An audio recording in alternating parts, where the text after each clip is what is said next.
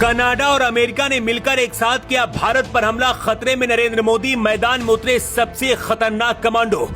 मोदी ने अपने हनुमान को भेजा, उधर जयशंकर ने संभाला मोर्चा। मोदी के आदेश से प्यास से तड़पेंगे 5 करोड़ पाकिस्तानी।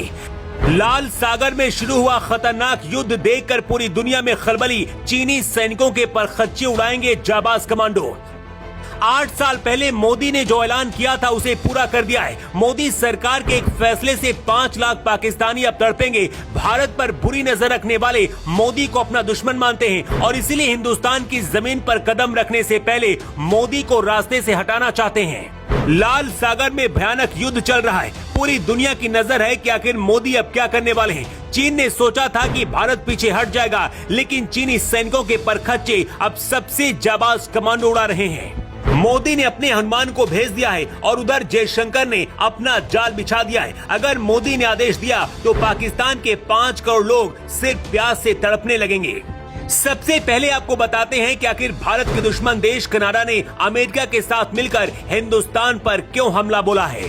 कनाडा और अमेरिका ने मिलकर भारत के खिलाफ जंग छेड़ दी है। पहले कनाडा और फिर उसके बाद अमेरिका ने भी भारत के ऊपर हमला बोला है। कनाडा वही देश है जो भारत के दुश्मन खालिस्तानियों को अपने यहाँ पनाह देता है, लेकिन इस बार कनाडा के साथ अमेरिका भी मिल गया है और दोनों देशों ने मिलकर मोदी को डराने की कोशिश की है।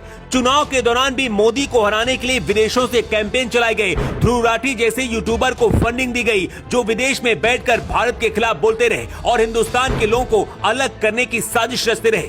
लेकिन मोदी के तीसरी बार पीएम बनने के बाद अब कनाडा और अमेरिका ने मिलकर नई चाल चल दी है। खालिस्तानी आतंकवादी हरदीप सिंह निज्जर की मौत पर कनाडा की संसद में मौन रखकर दुख जताया गया है। सोचिए, जो आतंकी भारत को तोड़ना चाहता है उसके लिए कनाडा की संसद में श्रद्धांजलि दी गई। इससे ज्यादा शर्मनाक बात और क्या हो सकती है। खालिस्तानियों को पालने के लिए जस्टिन ट्रूडो पाकिस्तान से भी ज्यादा आगे निकल गए। हालात तो ऐसे हो गए जैसे कनाडा में खालिस्तानियों की सरकार ही चल रही है, क्योंकि ट्रूडो अपना हर फैसला खालिस्तानियों के इशारे पर ही आजकल ले रहे हैं। लेकिन बात सिर्फ इतनी सी नहीं है। अमेरिका भी खालिस्तानी आतंकी गुरपंत सिंह पन्नू के कंधे पर बंदूक रखकर भारत पर हमला बोल रहा है। अमेरिका ने अचानक से निखिल गुप्ता नाम के एक भारतीय को चेक रिपब्लिकन एरिया से गिरफ्तार किया है और आरोप लगाया कि उन्होंने खालिस्तानी आतंकी गुरपंत सिंह पन्नू को मारने की कोशिश की। अमेरिका को खुद खालिस्तानी पन्नू को खत्म कर देना चाहिए, लेकिन वो भारत के खिलाफ साजिश रच रहा है। लेकिन इसी बीच लाल सागर में चल रहे युद्ध से भारत के लिए एक बुरी खबर आई है।